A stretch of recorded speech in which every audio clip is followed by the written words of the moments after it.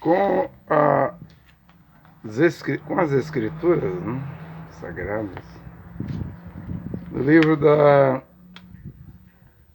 história da igreja, mas o livro de Atos não tem a palavra amém, significa que a igreja não chegou ao fim, né? Ela vai começar em Atos 1, 2, Pentecoste,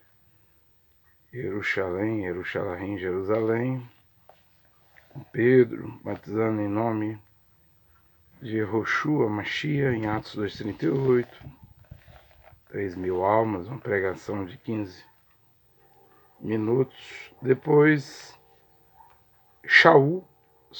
Paulo aparece, e aí toma a história da igreja, né?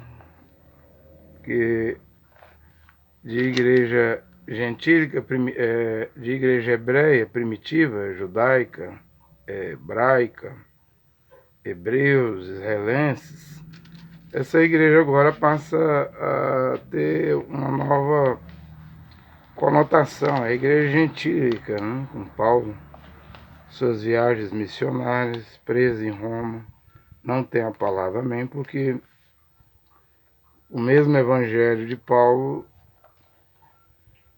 deveria voltar como está a voltar hoje, né? Está retornando, está regressando o evangelho de Paulo. Então, a história da igreja não terminou, ela termina na construção do terceiro templo, quando ocorrerá o arrebatamento, e após o arrebatamento, a perseguição para as virgens insensatas, nécias, loucas, e junto com isso, Moisés e Elias por 144.000 israelenses. Então, o final da última e sétima era da igreja de Laodiceia é o rapto, né? O arrebatamento que vai marcar isso, né? Até lá, ela deve voltar à palavra original, os filhos e filhas de Deus, né? Eu leio aqui Atos capítulo 16, importantíssimo, versículo 25. Pela meia-noite, e eu acredito que estamos vivendo esta hora da meia-noite aqui no Brasil, meu ponto de vista, é minha opinião, né? Devido ao que Oswaldo Aranha, do Brasil, fez em 29 de novembro de 1947, né? Fez com que o Estado de Israel voltasse a existir, ou seja, o esforço maior foi do presidente da ONU, que naquela época foi Oswaldo Aranha, né, que mudou votos de países, né, que iriam votar contra Israel. Oswaldo Aranha adiou por 3 dias, né, a eleição da partilha da Palestina. O mundo árabe iria ganhar, né, se a votação fosse ali no... acho que era dia 25, né? No dia 27 houve a eleição. O Estado de Israel voltou a existir na ONU para David Ben-Gurion, acho que em 8 de maio de 1948, declarar a independência do Estado de Israel, e a coisa já começou com guerra, né? A guerra de 48 a 49, depois da declaração do primeiro-ministro lá, David Ben-Gurion, Israel venceu aquela guerra, né? E outras guerras. E eu tenho dito, de acordo com Macabeus, a Arca da Aliança não está na Etiópia, né? Está lá no Monte Nebo, de acordo com Macabeus, né? Estando a arca em Israel, Israel é o que Zacarias disse que iria ser e é, né? Desde 48, ou seja, uma bacia de fogo que qualquer nação que enfrentar Israel vai virar madeira para ser queimada, né? Simplesmente virará madeira para ser queimada. Isso aconteceu em 48, 49, Isso aconteceu em 67, na Guerra dos 6 Dias, Yom Kippur. Israel não sai mais da sua terra, né? Sim, sei que lá tem droga, cigarro, boate, mulher de fio dental, de biquíni, mundanismo, sodomismo, mas cada um pagará individualmente pelo seu pecado, né? Cada um responderá, como Paulo falou em Romanos, por si mesmo, né? Quando Deus trata com os gentios, é individualmente, cada um responde por si mesmo. Quando Deus voltar a tratar com Israel, aí é como nação. É por isso que é dito que ainda que Israel seja como a areia da praia, só o remanescente será salvo, né? Ele vai salvar todo Israel, né? Só o remanescente será salvo. Eu acredito nisso, né? Quando Deus trata com Israel, é como povo, nação. Conosco é individualmente.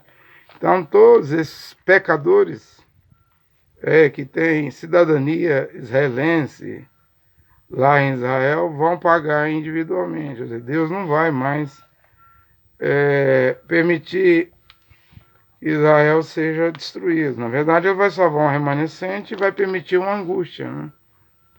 A angústia de Jacó, porque lá será o palco, em Israel será o palco da última guerra, a guerra final, o Armagedon, né? As águas do Eufrates se secarão, o rei do norte, a Rússia vem, China vem, os reis do Oriente, Apocalipse 16 diz isso, né? Tudo caminha para esse quadro, né? Então estamos na meia-noite, é o meu parecer, é a minha opinião, né? Pela meia-noite, Paulo e Silas em oração cantavam os louvores de Deus, enquanto os outros presos os ouviam. Paulo estava preso aqui em Filipos, né, na Grécia, na Europa, junto com Silas, por expulsar um demônio de uma menina pitonisa, uma moça, uma mulher pitonisa, né? Que na verdade funcionava como uma empresa de negócio, que as adivinhações dela dava lucro, né? Os seus senhores, ela era escrava. Isso voltou de novo, né? O espírito de adivinhação, as pitonisas, né? Estão dentro das igrejas, chamadas igrejas hoje, na era de Laodiceia, adivinhação total, hein? Isso dá muito lucro, né? Toda essa coisa dentro das igrejas, né? De repente sobreveio um terremoto de tal intensidade que se abalaram os alicerces do cárcere, ou seja, as placas tectônicas se moveram ali naquela cidade, muito especialmente por causa da presença do apóstolo Paulo, né, Silas. Né? Silas era profeta, nós temos um profeta na cadeia, Silas, e tínhamos ali um apóstolo para as nações, os gentios, os povos. Esse apóstolo era pregador, 1 Timóteo 2,7, e doutor dos gentios. Ele era muito importante, né, para Deus, ao ponto de Deus fazer as placas tectônicas se moverem lá nessa cidade, né? Imediatamente abriu-se todas as portas, e os grilhões de todos soltaram-se. Acordando e vendo abertas as portas da prisão, o carcereiro, e muita gente hoje é carcereiro, todo pastor de igreja é um carcereiro, prende almas. Todo reverendo de igreja é um carcereiro. E ganha bem, né? Diz, tem pregador, pastor, reverendo que ganha 50, 100, 200 mil, ou até mais, né? Para deixarem as almas encarceradas, almas em prisões. Eles não podem ouvir nada a não ser, exceto seu pastor, seu profeta, seu apóstolo, seu evangelista, seu reverendo, seu doutor em divindade. Só vai deixar de ser carcereiro, as almas só sairão da prisão se houver um terremoto. Não tem que haver uma pregação que cause um abalo sísmico na escala Richter. Placas tectônicas precisam ser movidas. Eu vejo que a hora é a hora final. O rebanho é pequenino. Pouquíssimas pessoas vão ser salvas, né? Os avivamentos passaram. Mesmo depois do Mombrano, que morreu em 65, quando Mombrano morreu, já tinha um deuteropentecostalismo. Após o movimento pentecostal, tinha um deuteropentecostalismo aqui no Brasil, com Casa da Bênção, Manel de Melo, Davi Miranda, Deus é Amor. E mesmo depois desse deuteropentecostalismo, veio na década de 70, 80 o neopentecostalismo. E as igrejas universal, mundial, internacional, Sara Nossa Terra, Renascer, Luz para os Povos, Videira. Não tem mais nada para vir. Simplesmente não tem mais nada para vir. Né? Não diz o Apocalipse que a igreja de Laodiceia, no fim, seria morna? Estou ao ponto de vomitar-te da minha boca. Ou seja, é o que as igrejas iriam causar ânsia de vômito em Yehoshua. Você fala Jesus, mas Jesus não tem Yud Re, Vav Re, YH, Esse nome é católico, não salva. O nome que salva tem que ter as 4 letras do tetragrama sagrado hebreu. E o nome Yehoshua tem essas 4 letras. Yud Re, Vav Re. Ou seja, a igreja, sistema organizado de igreja, denominações, brahmitas, cacuístas, budistas, islamistas, todo tipo de religião, que alega que é de Deus, alega pertencer a Deus, alega ser a igreja original, causa ânsia de vômito. E vomitar não é mal, não é ruim, porque se expele de dentro de você uma coisa que ia te matar. Uma coisa que ia te matar. Então tem que sair o suco gástrico e tem que sair aquele elemento lá que o organismo não queima, não funciona. Não está bem dentro do seu organismo. Mas isso é para aqueles que são de Deus e têm consciência viva, né? Despertada nesta hora para seguir as Escrituras. Eu continuo lendo a Bíblia. Aqui. Eu estou em Atos capítulo 16. Acordado e vendo as portas da prisão, o carcereiro puxou a espada e queria matar-se. Porque a obrigação dele era prender escravo. Né? Se um escravo saísse, ele tinha que se suicidar. Né? Muita gente não vai deixar de ser pastor porque está ganhando muita grana, muito dinheiro, o salário é gordo. Né? E se ele deixar escapulir alguém das prisões católicas, protestantes, pentecostais, deuteropentecostais, neopentecostais e dos ismos e divisões, né? Que surgiu depois de William Branham, ele vai pagar caro. Né? Pensava que os presos tivessem fugido. Paulo, porém, com voz forte, gritou. Né? Só um grito para salvar. Tem gente que me escreve e diz assim, credo, ele grita. Eu não suporto ver esse homem pregar, ele grita. Mas veja que para Paulo salvar esse carcereiro que ia se suicidar foi através da intervenção de um forte grito. Né? A Escritura diz que à meia-noite há um grito pela meia-noite. A pregação tem que ser forte mesmo. Falar mansinho não resolve. A coisa é séria. O mundo religioso está num caos. Destruição total, ruína total. Já desde Lutero, Sardes, já teria nome de que vive a reforma protestante, mas já nasceria morta a obra de Lutero lá, a reforma. Né? E se a reforma tinha nome de que vive e estava morta, imagine esses movimentos pentecostais, deuteropentecostais, neopentecostais que veio após o protestantismo, que causa ânsia de vômito em Yehoshua Mashiach. Paulo, porém, com voz forte gritou. Só um grito, né? Nesta hora poderá despertar, né? Na hora da meia-noite, né? E a profecia diz que vai ser aqui no Brasil. Eu não digo que sou isso, mas reconheço que isso vem do Brasil. Quem quer que seja, Deus irá confirmar. Apenas estou fazendo um trabalho aqui para Jeová, Deus o Pai, né?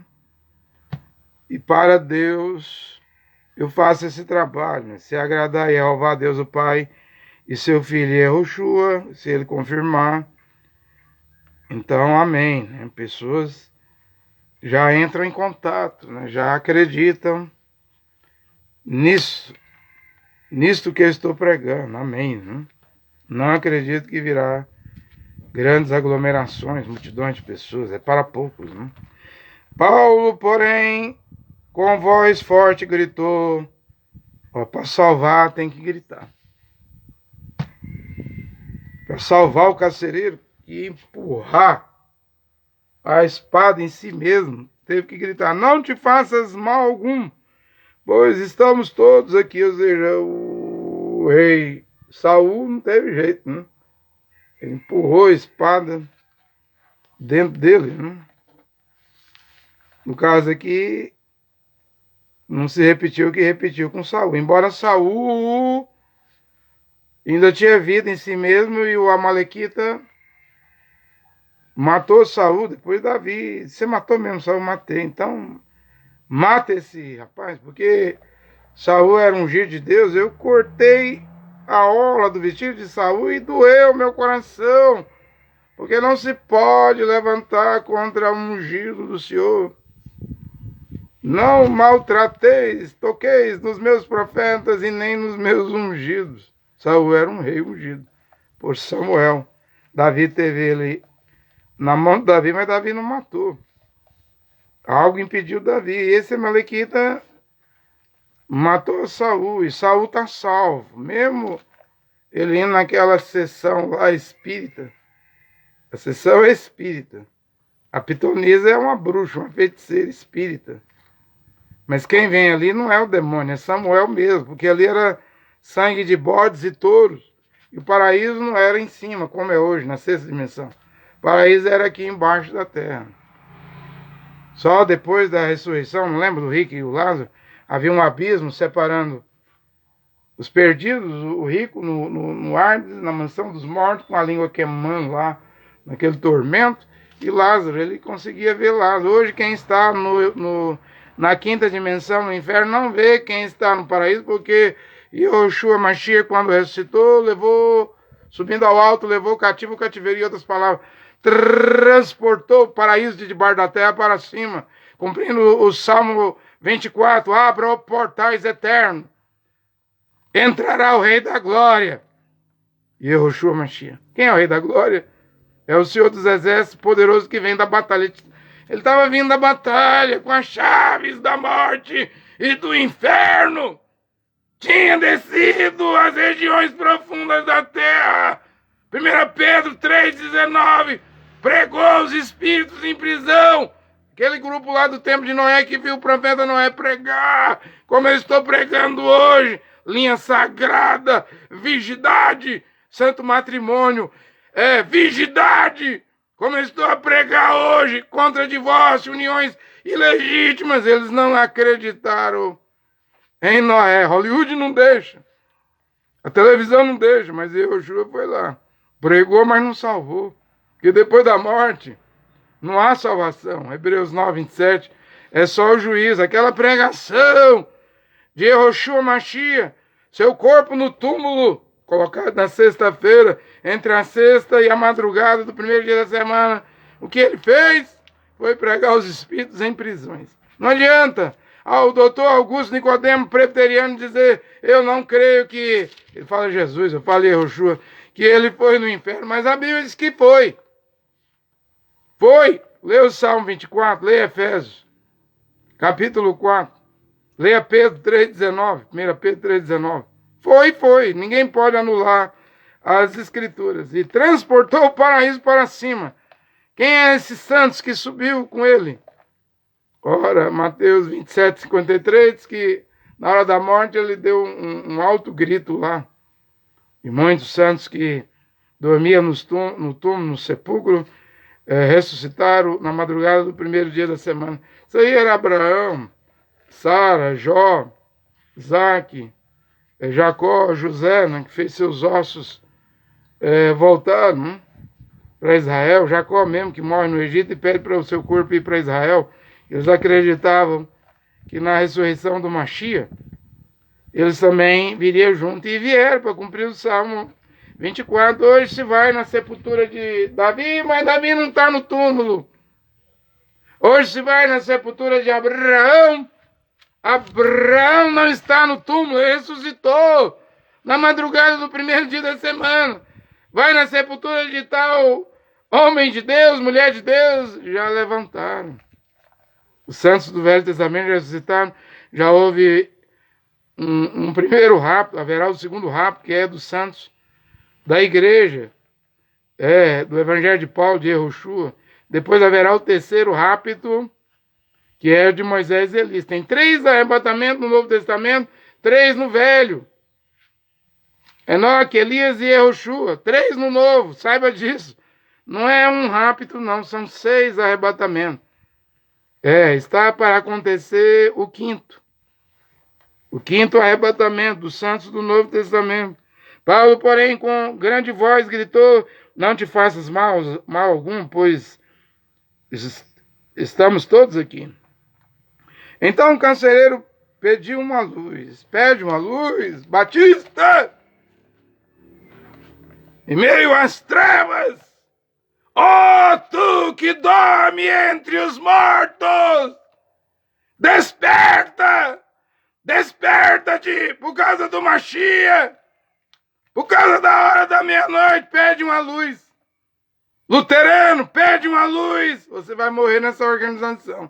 Se você morrer luterano, você não vai citar da Assembleia de Deus, da Deus é Amor, da Universal, não. Você vai citar luterano. Se você morrer universal, você não ressuscita mundial. Se você morrer mundial, você não ressuscita internacional, sai na nossa terra. Na religião que você morrer, nessa escuridão, nessas trevas, é nessa escuridão que você vai ressuscitar para a vergonha do juízo final, do juízo eterno. Pede uma luz no fim do túnel. Uma luz nesta hora de escuridão. William Branham não disse que o anjo do Senhor entrou no tabernáculo diante de 400, 500 pessoas, desenhou as 7 eras da igreja. O Papa de Roma, em 61, não foi a Jerusalém, não houve um eclipse da lua, 7 fases da lua, embora nas 7 eras da igreja deixou uma luzinha assim, em Laodiceia, mas ela toda está escura. Está toda escura. Nunca houve um tempo de trevas, de escuridão, negritude, obscuridade, tenebras no espanhol, né? Como agora. Pede uma luz. Pede uma pregação a Deus, de volta à palavra original. A única luz que pode vir agora, depois de todos os movimentos, é a palavra original. É pregar de acordo com o que está escrito. A Bíblia quer dizer o que ela quer dizer, sem interpretação humana, sem ideia, sem essas minhocas da cabeça de teólogo, de teologia, de judaísmo, de cabalá, de talmud. Então o carcereiro pediu uma luz. Pede uma luz! Pede uma luz que Deus lhe dará. Entrou e todo trêmulo, amnésia, espiritual. Se você pudesse saber que dentro da sua organização você está morto, você está morrendo, você está indo rumo ao Hades, ao Tártaro, à hiena de fogo, ao Guié-Rinom, mas não fica um ano no Guié-Rinom, como diz a Kabbalah, não. O livro de Zohar, no Talmud Kabbalah. Se você soubesse, e olha aqui, por que não fica um ano? Na hiena de fogo, no Hades, no Tártaro, no abismo. Gente, tem um milênio aí, qualquer um for para o inferno, se o rápido está próximo, nada vai ter que ficar 1000 anos, porque só vai voltar no trono branco. Caim está lá, dentro do inferno há 5.000 anos. Pelo menos mais de 1000 anos vai ter que ficar. Quem está morrendo hoje indo para o inferno. Porque não vai ressuscitar. E tem 1000 anos na terra de milênio, né? Entrou e todo trêmulo caiu aos pés de Paulo e de Silas. Conduzindo-os para fora, disse-lhes. Aqui não diz que ele ajoelhou, diz que ele caiu, né? Perdeu as forças, né? Abalou seu sistema emocional, psicológico, sua energia foi embora, ele viu que ele ia se matar. O grito de Paulo à meia-noite, na prisão, em Filipos, na Grécia, na Europa, salvou esse carcereiro. E o grito da meia-noite no Brasil, salve almas do sistema religioso de igrejas. Caiu aos pés de Paulo e de Silas, conduzindo-os para fora, disse-lhe: senhores, é isso aqui que eu quero chegar. Essa pergunta aqui. Senhores, que preciso fazer para ser salvo? Os cacuístas mudaram essa pergunta. Não é só os cacuístas, as igrejas também. Os cacuístas perguntam: quem é teu profeta? Se você é cristão, quem é seu profeta? Eu não vejo essa pergunta aqui no Novo Testamento, não. Onde está escrito na Bíblia que foi feita essa pergunta? Se tu é cristão, quem é teu profeta? Ou depois da morte, como os cacuístas ensinam, que se morrer, chegar lá no paraíso, vai perguntar quem foi seu profeta. Eu também não vejo isso aqui na Bíblia, não. Eu vi o irmão Branham na mensagem A Igreja e Sua Condição. Daniel Cury chegou lá. O irmão Branham disse que quando ele chegou lá no portão, tinha um porteiro lá. E o porteiro perguntou: qual é o teu nome? Presta atenção. Não tem essa pergunta lá no céu, no paraíso, no portão do paraíso, com um porteiro lá. Quem é seu profeta? Se você chegar lá na porta do paraíso, o porteiro vai perguntar seu nome. Por exemplo, se ele perguntar meu nome, eu vou dizer André. Se ele perguntar seu nome, você vai dizer o seu nome. Aí depois disso, o porteiro vai no livro da vida, que não está na terra. Não creia nessa mentira dos cacuístas dizendo que o livro do cacu é o livro da vida. O livro da vida é outro departamento. O porteiro disse: deixa eu ver ali no livro da vida se o nome Daniel Cury está ou não está. O porteiro voltou e disse a ele: não deixou ele entrar no céu não, no paraíso. Seu nome não está no livro da vida. Sinto muito, senhor. Você não tem nome aqui não. Mas eu sou o grande evangelista. Eu ganhei almas, eu pregava lá, naquele tempo era Jesus Cristo, né? Aí ele perguntou para o porteiro: tem alguma chance para mim? O porteiro disse: só uma. Você pode apelar para o trono branco do juízo final, né? Você apela? Ele apela. Ele disse: quando apelou, aí ele disse que desapareceu da portaria ali, da entrada do paraíso, e se viu num, tipo uma sala e uma luz que ele não conseguia olhar, e a luz ia ficando forte, forte, forte, forte. E aí ele não podia olhar para a luz, e a luz só fez umas 3 perguntas para ele. Você falou a verdade em todos os assuntos da terra? Ele ficou calado. Você pegou alguma coisa emprestado e não devolveu? Ficou calado. As 3 perguntas que fez para ele, não deu conta de responder nenhuma. Ele mesmo já analisou ele mesmo dentro dele, dizendo: eu estou perdido, estou condenado. E quando ele ia ser quando ele aguardava, havia aquela rajada, está condenado. Por trás dele, uma voz baliu como de um cordeiro. Lá eles pregavam Jesus. Hoje eu prego que esse cordeiro é Yehoshua. E a voz falou, mas pai, na terra ele se pôs por mim. Então havia um tempo que você podia pregar Jesus, ser batizado em nome de Jesus, como o William Branham fez. Houve até um tempo que você podia pregar, chamar Deus de vós, no plural, e dizer Pai, Filho e Espírito Santo, ó Deus, Trindade, como no tempo de Lutero. Aquilo passava. Dava para passar, mas hoje não passa. Chamar Deus de vós, 3 pessoas, de Trindade, dizer que o nome de Deus é Jesus, sendo que aí não tem Yud Rei, Vav Rei, YH, WH. Hoje, você quer defender o cordeiro, o nome do cordeiro é Yehoshua. Cada tempo tem sua fase, tem sua etapa. A etapa hoje, a fase hoje é a fase final. Entende? Então não tem essa pergunta lá, quem é... Não deve haver aqui na terra, quem é seu profeta. No livro de Atos não tem essa pergunta. Mesmo lá no Pentecoste, que faremos, varões e irmãos? Atos 2,37, Pedro diz, crê que eu sou o profeta, que eu tenho a chave do reino dos céus, ajoelha perante mim, eu sou o cabeça, eu sou o mediador, eu sou o salvador. Pedro não falou nada disso. O homem que tinha a chave do reino dos céus diz, arrependei-vos. Ele não coloca a pessoa dele na frente.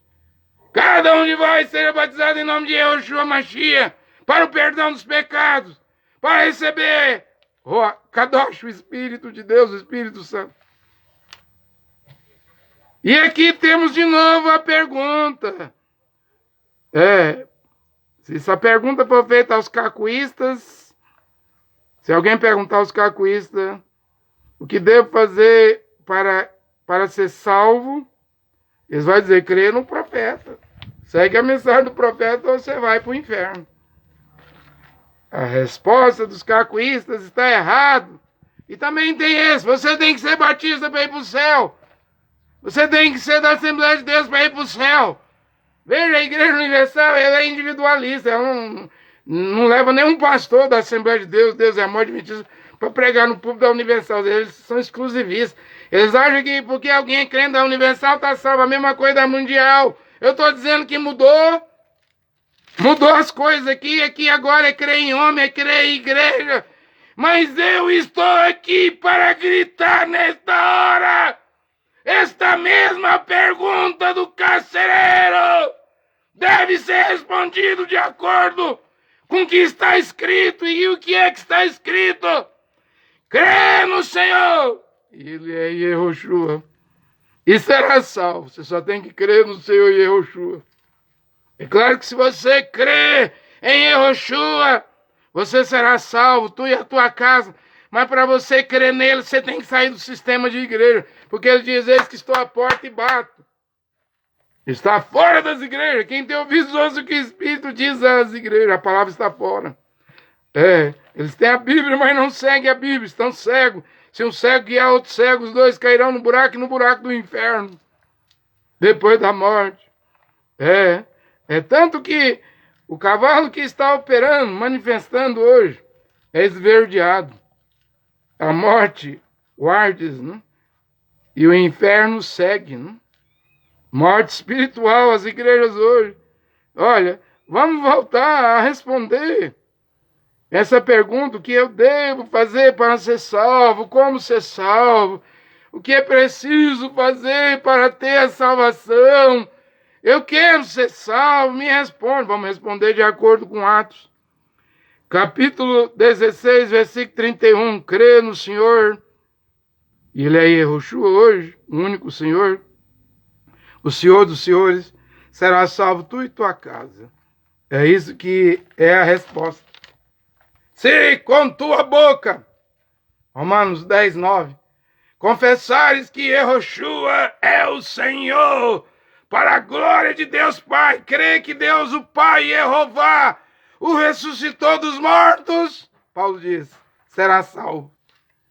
Vamos responder a maior pergunta que um pecador pode fazer, um pagão pode fazer, um religioso pode fazer, um igrejeiro, frequentador de igreja, pagador de dízimo, oferta, esses que dão a bicicleta, o carro, aliança, o celular, televisão, dão a chácara, a fazenda, quando perguntarem o que é preciso para ser salvo, vamos responder o que Paulo ensinou. Em cima da linha, em cima, na risca, na escritura, é crer no Senhor Yehoshua, é confessar Yehoshua como o único Senhor, é o Senhor dos senhores, né? E crendo que Deus ressuscitou dos mortos, então você vai ser salvo. Defenda as escrituras, defenda a palavra de Deus. Defender a Bíblia é defender a palavra do Pai, Jeová. Defender a Bíblia, o que Paulo ensinou, pregou. A igreja, Efésios 2:20, está edificada, primeiro, sobre o fundamento dos apóstolos. Em segundo lugar, os profetas. Profetas não estão em primeiro lugar na igreja. 1 Coríntios 12, primeiro apóstolo, segundo profeta, terceiro doutores. Aí tem governo, curas, língua, tem 8 degraus de hierarquia. Mas primeiro é os apóstolos.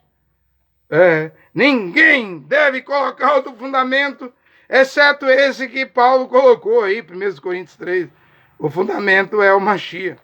Se você seguir a sã doutrina de Paulo, construir em cima do alicerce de Paulo, ainda que você não receba galardão, sua obra seja de palha, de madeira, vai ser queimada no tribunal do Mashiach. Contudo, Paulo diz, será salvo como que pelo fogo. Ou seja, existe salvação no evangelho de Paulo. Mas quem vai voltar ao evangelho de Paulo? Qual a mulher que quer colocar o véu em público? Não é só parar e profetizar, não. É em público, é um sinal. Não é só ter a cabeleira, o cabelo longo, nunca cortar o cabelo, a mulher, além do cabelo, colocar o véu. Já expliquei aqui a diferença do tecido feito numa fábrica de confecção que vem do bicho da seda, do algodão. E expliquei dessa glândula na pele que faz nascer pelo, cabelo. Véu e cabelo são diferentes. O véu é artificial, mas deve colocar. O cabelo é natural. Um é feito na fábrica e o outro é o organismo mesmo que produz através de uma glândula. E Paulo mandou usar em público. Só as mulheres casadas, viu, CCB?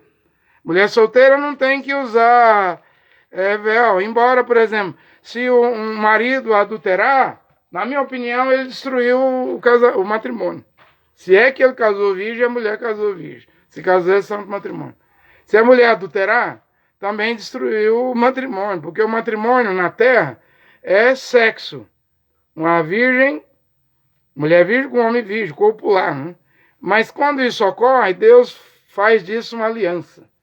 E o adultério destrói. Destrói esse casamento. Embora um homem destrua com adultério, a Bíblia diz que enquanto esse homem, marido, estiver vivo, mesmo que ele adultere, a mulher não vai voltar para ele. Mas o que? Romanos 7, 2 e 3, que a mulher está ligada ao marido enquanto esse homem for vivo. Ela não se desliga. Ela só volta a casar se virar uma viúva.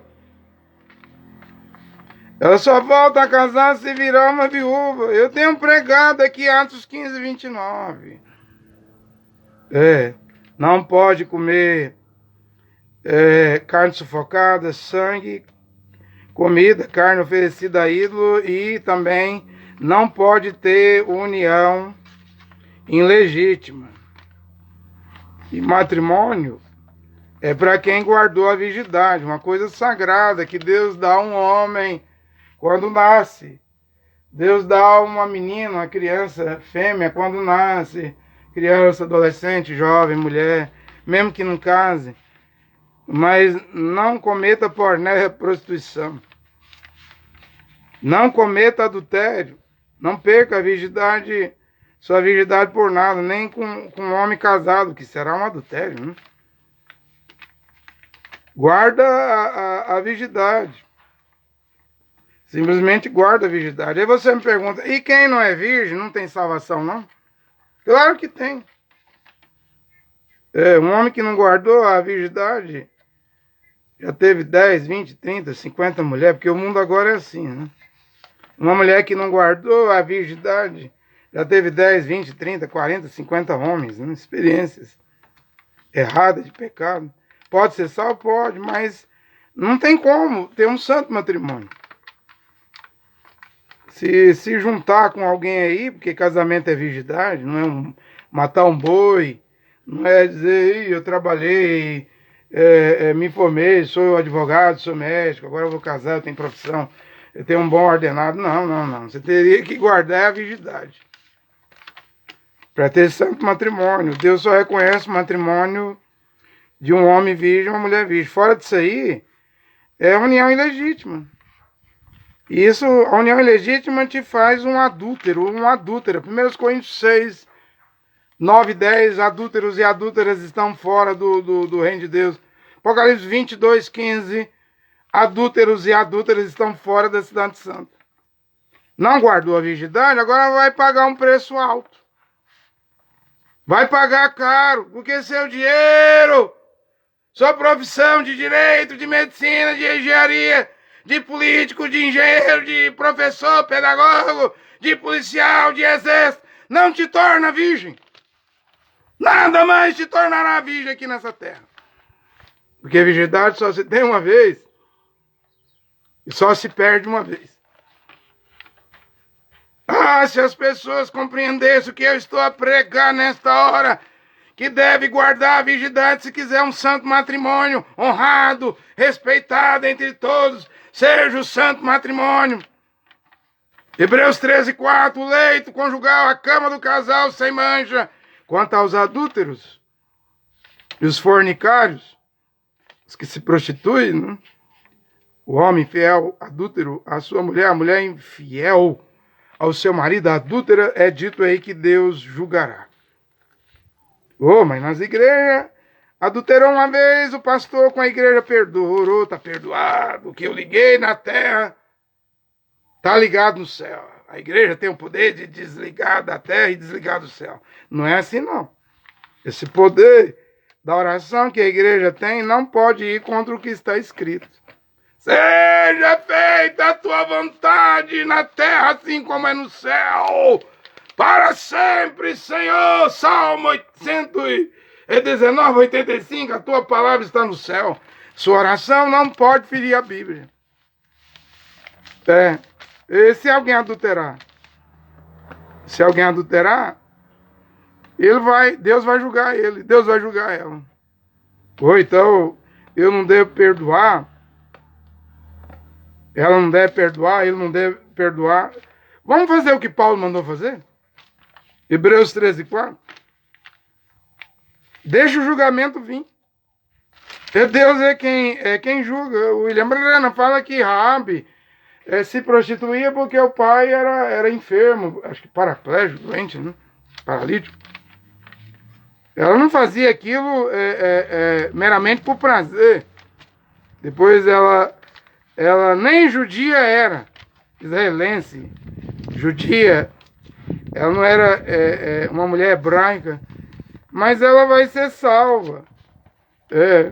Só que aqui no Novo Testamento, uma mulher ex-prostituta, um homem ex-adúltero, ex-ladrão, ex-sodomita, tudo pode ser salvo, mas o reino de Deus tem regras, tem leis, tem estatutos, que está acima de qualquer constituição, nova ordem mundial de qualquer nação ou país. Primeiro a palavra de Deus. O mundo pode normalizar as coisas, o pecado, naturalizar tudo. Mas o que essa Bíblia chamou de pecado continua sendo pecado até hoje. Eu sei, tem gente aí em desespero, compre uma Bíblia, porque a inteligência artificial vai criar uma nova Bíblia, a nova ordem mundial. Gente, a Bíblia, a palavra de Deus, em primeiro lugar, tem que estar na alma do cristão. Eu não estou com a Bíblia de Jerusalém aqui. Aqui ela todinha fala Jesus, só no rodapé de Mateus 1, 21 fala Yehoshua. Para quem tem o Espírito de Deus já é o suficiente. Quem tem Ró, Kadosh, já é o suficiente para entender tudo. É questão de alma, é questão de ser selado na alma. Eu quero ler um texto aqui na Bíblia, na lei, viu? Sobre virgindade. Deuteronômio, capítulo 22, 13, você acha que Deus não leva a sério, não? Virgindade, eu vou ler aqui como era na lei. Se um homem se casar com, Deuteronômio 22, 13, se um homem se casar com uma mulher, e após coabitar com ela, copulou com ela, começar a detestá-la, imputando-lhe atos vergonhosos e difamando-a publicamente, dizendo, casei com esta mulher, mas quando me aproximei dela, não encontrei os sinais da sua virgindade. O que é esses sinais da virgindade? Nós vamos ver aqui que esses sinais da virgindade vai estar no lençol. Vamos ver aqui? Não encontrei os sinais da virgindade. O pai e a mãe da jovem tomarão as provas da sua virgindade e levarão aos anciões da cidade na porta. Porque a primeira vez que deitou um com o outro, se ela era virgem e rompeu lá o lacre, então houve sangue, como houve lá no Jardim do Éden quando a serpente deflorou Eva. Isaías diz que o pecado não é preto, é carmesim, vermelho. O primeiro pecado foi sangue. É claro que uma virgem e um homem virgem casando não é pecado, mas vai surgir aqui o sangue, que é os sinais da virgindade dessa mulher. O pai e a mãe da jovem tomarão as provas. Você vai ver aqui que é o lençol. Da sua virgindade levarão os anciões da cidade na porta. Porque esse negócio de ser deflorada, perder a virgindade, isso aqui era caso de morte, no tempo da lei. Então o pai, no tempo da lei de Moisés, nós estamos na graça. Claro que hoje ninguém vai morrer apedrejado, mas cada um vai pagar pelo seu pecado. E depois da morte, o julgamento. Ninguém escapa do julgamento de Deus. Se você não acerta com Deus aqui, não arrepende aqui, depois da morte não há arrependimento. E aí o encontro cara a cara com Deus é para a sua perdição, homem, mulher. Que não quis ouvir a palavra de Deus, que disse, vai, não peques mais. Vai, pare de pecar. O pai e a mãe da jovem tomarão as provas da sua virgindade e as levarão aos anciões da cidade na porta. Então o pai e a jovem dirá aos anciões, dê a minha filha como esposa a esse homem. Mas ele detesta, ele odeia ela. E eis que lhe está imputando atos vergonhosos, dizendo, não encontrei sinais da virgindade em tua filha. Aí o pai vai pegar o lençol, né? Mas eis aqui, ele pega o lençol, o pai e a mãe, da primeira noite de núpcia. Mas eis aqui as provas da virgindade da minha filha. E olha o que a Bíblia diz aqui, em Deuteronômio 22, versículo 17. E estenderão o lençol diante dos anciões da cidade. Eu devo fazer a pergunta para muita mulherzinha, homenzinho que está casando hoje. Haverá os sinais da virgindade nesses lençóis, desses casamentos do século 21, quando as mulheres são frutas tocadas, comidas por todos os homens. Onde estão os sinais da virgindade hoje? Porque na lei era assim. O rapaz disse que não era, mas a menina, a mulher lá, tinha o lençol. Entregava para o pai e para a mãe, estendia o lençol. Cadê os sinais da virgindade? Se tinha os sinais, como o pai e a mãe levavam o lençol e abria, e os anciões viam os sinais da virgindade. Mas eis aqui a prova da virgindade da minha filha.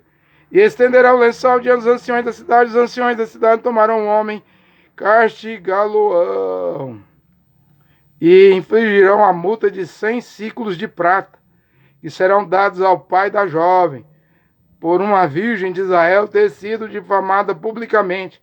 Além disso, ela continuará sendo sua mulher, e ele não poderá mandá-la embora durante toda a sua vida, vê? Não pode dar divórcio.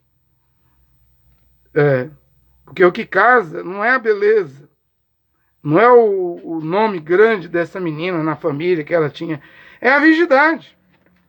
Olha o que Deus disse através de Moisés. Ele é obrigado a ter ela como mulher. E lá em Israel, todo mundo seguia Jeová. A palavra de Deus, a lei de Moisés, é 613 mitzvah, era a lei.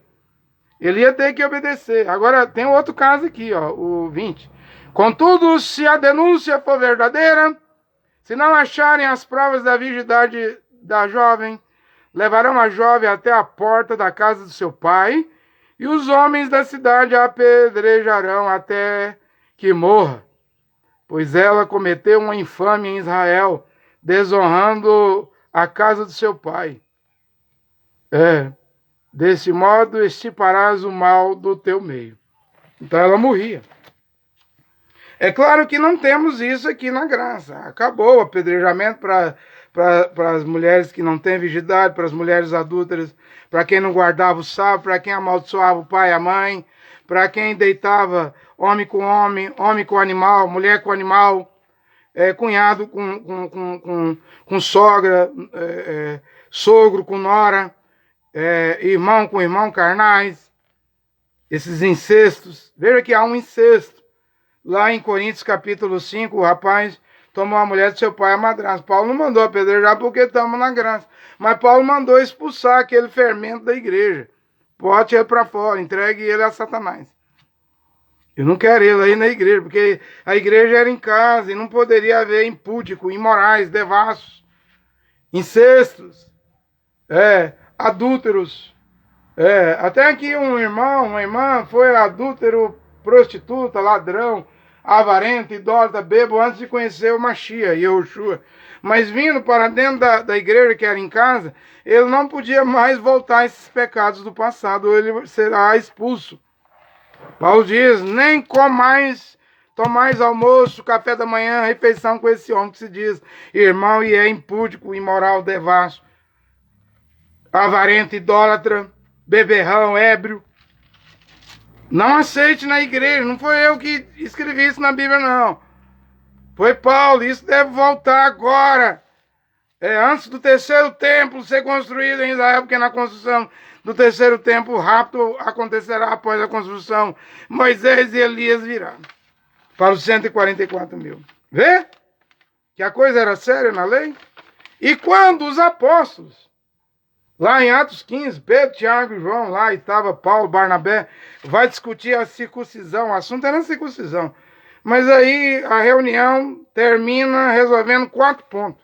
Não comer carne sufocada, sangue, carne, comida oferecida a ídolo e abster das uniões ilegítimas. Quando fala uniões ilegítimas aqui, é tudo isso aqui que a Torá do Velho Testamento, as 613 mitzvah, no lado da pureza, da virgindade de um homem e de uma mulher, do matrimônio, tudo que exigia lá, é exigido aqui de novo.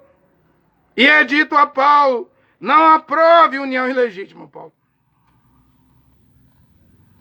Você que está pregando pelo mundo, não aprove. Aí Paulo vai escrever em Hebreus o matrimônio, não é emancebado, enrolado, amigado, rabichado. Não é esses casamentos que pastor faz, adúltero com adúltero, adúltero com virgem, virgem com prostituto, ou homem prostituto com mulher virgem. Essa bagunça. Porque só quer dízimo, quer números e ganhar dinheiro.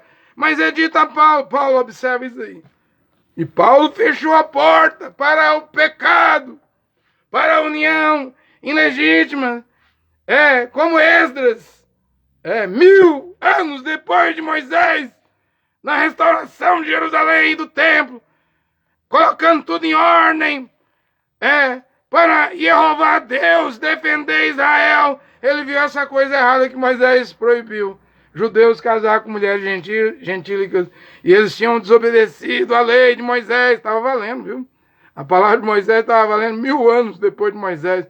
No tempo de Êxodo, no ano 482 antes de Cristo. Antes do Machia. A mesma coisa que agora, o que os apóstolos decidiram em Atos 15. O que Paulo ensinou em Coríntios capítulo 7. Casamento é para virgens e viúvas e viúvas. Não dá divórcio, não prega divórcio, não autoriza divórcio. É contra as uniões ilegítimas. Esse evangelho voltou. Mas o William Branham do Tabernáculo não pregou isso. Não era para o tempo dele. E você é profeta, André Luiz? Também não sou, não. Sou pregador. Se eu vejo uma verdade das Escrituras, da Bíblia, o que eu devo fazer? Eu devo pregar. E se isso é de Deus, Deus vai confirmar. Se o que eu estou a pregar é uma obra de Deus, é algo que pertence a Deus, é algo que ninguém teve coragem de pregar, de ensinar. Claramente, se eu estou a fazer, eu acredito que Deus vai confirmar. Agora, dar dinheiro para as virgens, igual o cacuísmo faz, acima de 17 anos, as virgens, no cacuísmo, recebe dízimo. Eu sou contra isso. Se ela mentir, diz os cacuístas, que ela vai pagar, né? Eu sou contra isso. Em primeiro lugar, nem dízimo existe hoje. Nós estamos na graça. Dízimo, Malaquias é a lei de Moisés. E Paulo diz em Hebreus 5 que é os levitas, os da tribo de levita que impõem dízimo e recebe dízimo. E como que os levitas vão impor dízimo hoje se não tem templo lá em Jerusalém? Se era para levar o dízimo do endro, cominho, hortelã, Mateus 23 para o templo lá, para a casa de Deus que não existe hoje. A casa de Deus vai ser feita. Terceiro templo está vindo, os acordos de Abraão, que o Papa Francisco de Roma e Jared Kushner, que é judeu, né?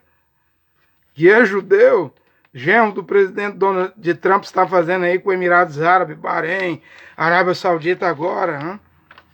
Isso aí pode redundar, pode acontecer que os árabes vão devolver a montanha sagrada, o Monte Sião. No topo do Sião é o Moriá, onde está a mesquita de Omar, devolvendo o domo da Roja. Claro que os judeus vão fazer o terceiro templo. Eles já têm até a vaca vermelha, tem a menorá. Eles têm tudo. Só não tem a montanha. Mas isso vai acontecer exatamente porque estamos no final da era de Laodiceia, onde uma era efesiana se abre aqui para ver quem vai se colocar em ordem, quem vai se alinhar com a palavra original. Eu creio que é pouquíssimo. Eu creio que é pouquíssimo. Eu creio que é um movimento de Deus.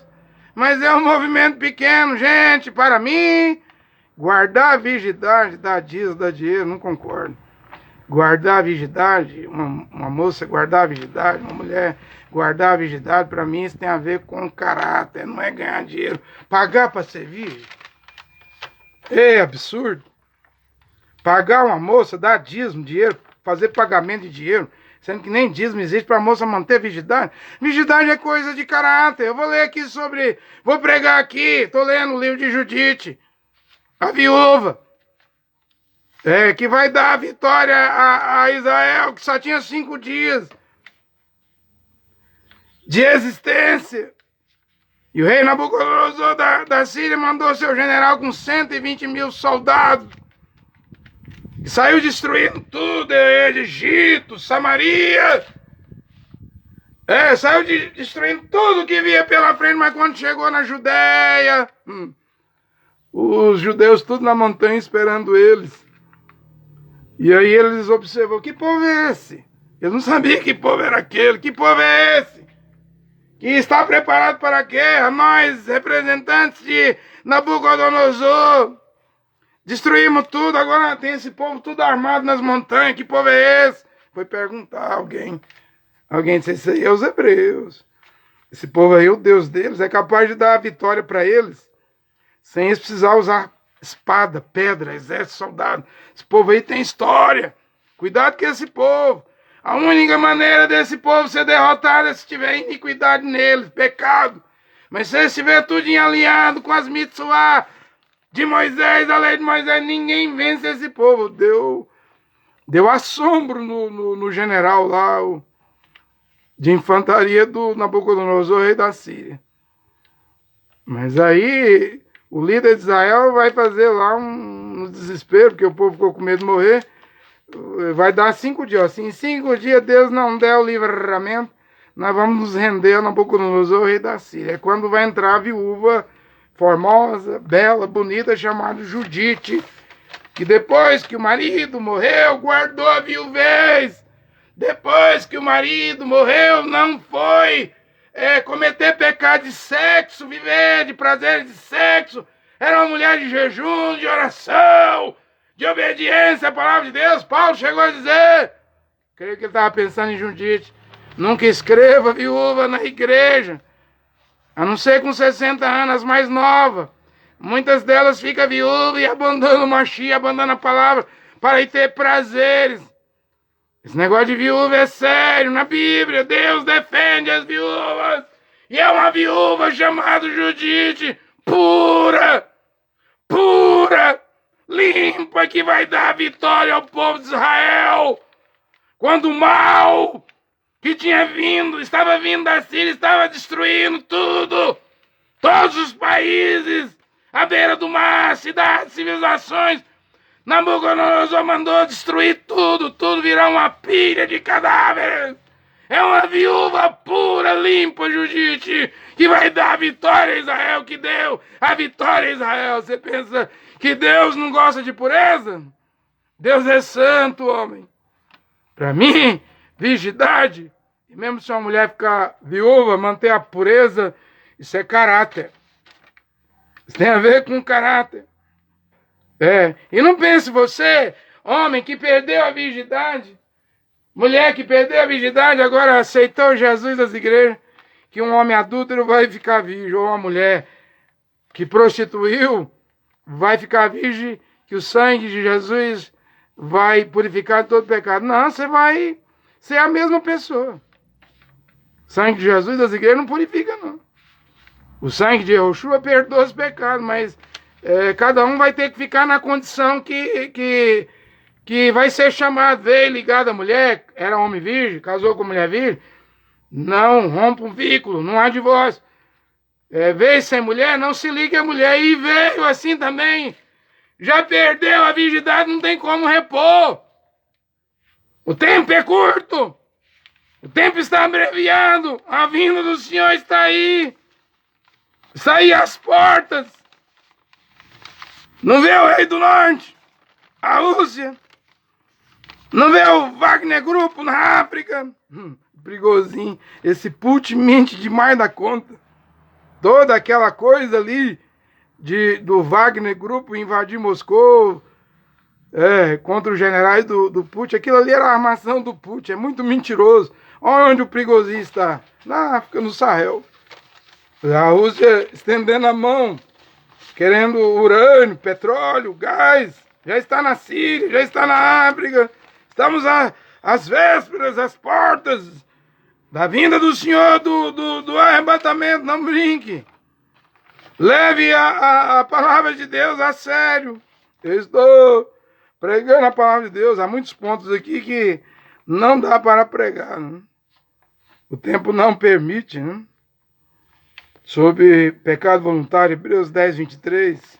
Agora é para quem já batizou, né?